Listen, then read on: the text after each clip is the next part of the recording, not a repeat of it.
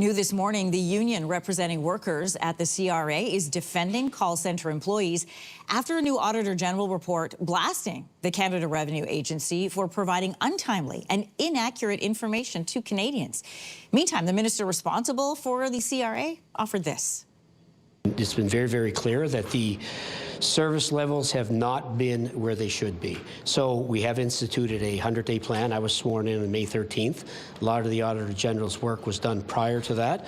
And that's Secretary of State responsible for the CRA, Wayne Long, responding to one of 6 new reports from Auditor General Karen Hogan. The reports address Canada's childcare system, cybersecurity, First Nations programs, housing for the Canadian Armed Forces, and military recruitment. For timing, we will focus on the CRA report this morning. And for more on that, we are joined by Canada's Auditor General, Karen Hogan. Great to have you on the program this morning. Good morning, Anne-Marie. As you laid out, the CRA's goal is to respond to 65% of the calls it receives within 15 minutes or less. And according to your report, the CRA is only answering 18% of calls within that time frame. Why is it falling so short of its own goal? Well, I would imagine that it's very frustrating for folks who are trying to call the Canada Revenue Agency, and we found that on average in 24-25 people were waiting 31 minutes to reach an agent. I think there's lots of reasons. It could be that the agents are busy dealing with a call. The average call lasts about 17 minutes, but their tools don't help them be more efficient. But there was also a large increase in call volumes last year, about a 30% increase over the year before. And my understanding is a chunk of those calls are because a lot of things moved online, and when people couldn't figure out what they were doing online, they call the call center to try and get help. At least that's a portion of those calls, from what I understand. Yeah, absolutely. About 20% of the calls are actually general tax questions, which are the ones that we felt had the lowest accuracy rates. About only 17% of the responses you were receiving to general tax questions were accurate, but 80% are then about how do I get into my account, or questions really unique and specific about a caller's own tax situation. And the accuracy of those responses were so much higher. Okay, I want to jump ahead to accuracy for just a moment. It is illegal not to pay your taxes in this country. So if I am calling the agency responsible for my taxes and they're giving me inaccurate information, whose responsibility is that?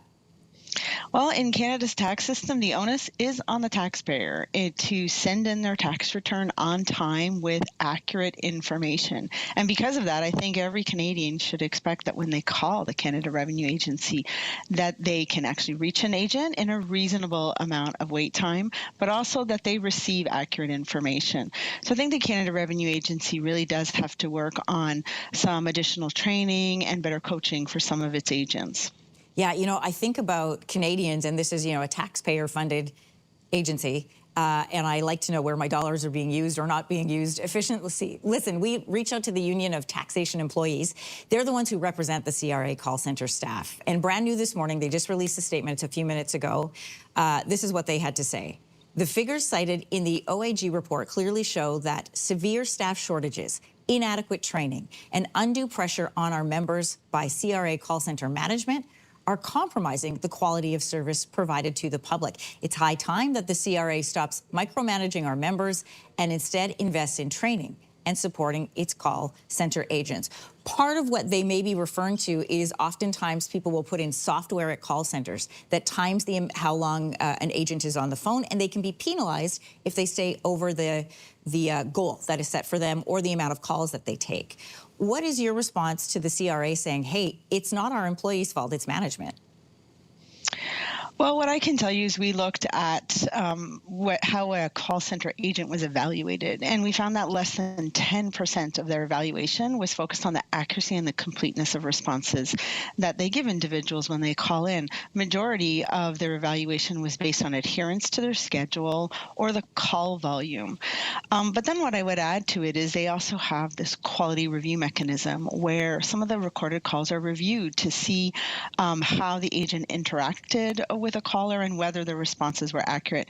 And we found that those reports provided very little actionable feedback to supervisors of call center agents. And so as a result, we saw very little coaching or training. And those are two areas that could help improve the accuracy of responses. So what you found actually supports what the union is also highlighting as well.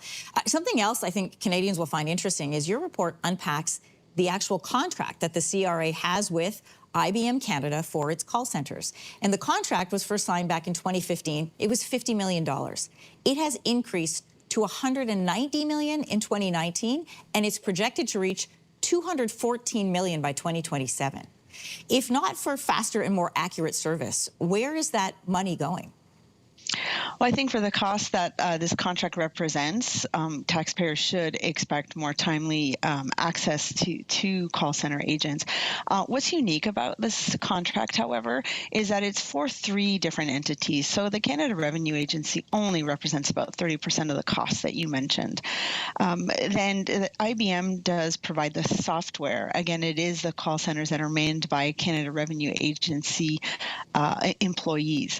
But I saw so many red flags with how this contract was managed that my office will be starting an audit on that contract so that we can inform the new one that's set to start in a few years. But I do think it's important to know that no one could have predicted the pandemic in 2015, and there was a surge in call volume. So it's reasonable that there be some sort of price increase, but I do want to look into what really went on there. Can I ask you then, just to clarify for us, what is the portion that has caused you so much concern that you're doing now this second audit? Well, partially it was the sizable increase when there was a competitive process that resulted in a $50 million awarded contract. It's always a concern when it ends up at multiples of that dollar value. But more concerning was the fact that many of the invoices that we were looking at to help determine whether or not Canadians had received value for money from the call centers, those invoices received very little scrutiny. We rarely saw that the Canada Revenue Agency or Shared Services, who manages the contract, challenge the fees. And so I think it's important to look into were the fees accurate and did Canada get value for money from this telephone contract. I'm so glad you brought up this point. We reached out to IBM Canada. They provided us with the following statement. They had this to say: since the pay-for-usage contract began in 2015, IBM has worked closely with SSC and CRA to meet evolving government needs, from scaling call center support during COVID-19 to today's more streamlined program. Our work has always aligned with government specifications, and we remain confident in continuing to meet all required service levels within the contract. What is your response to IBM there? Well, as I mentioned, I'm going to be starting an audit that I hope I'll be able to provide to Parliament in 2026. But I don't audit IBM. I'm going to be auditing how the federal government has managed that contract. Right. So what actions that Shared Services and the Canada Revenue Agency have done to make sure that they're only paying for services that they received, that those payments are in line with the contract, and whether or not it was good value for Canadian citizens. Literally checking the receipts. Canada's Auditor General, Karen Hogan, great to have you with us this morning. Thank you. If you like that video, make sure to subscribe to the Your Morning YouTube feed, where you can find all kinds of new content posted every weekday morning.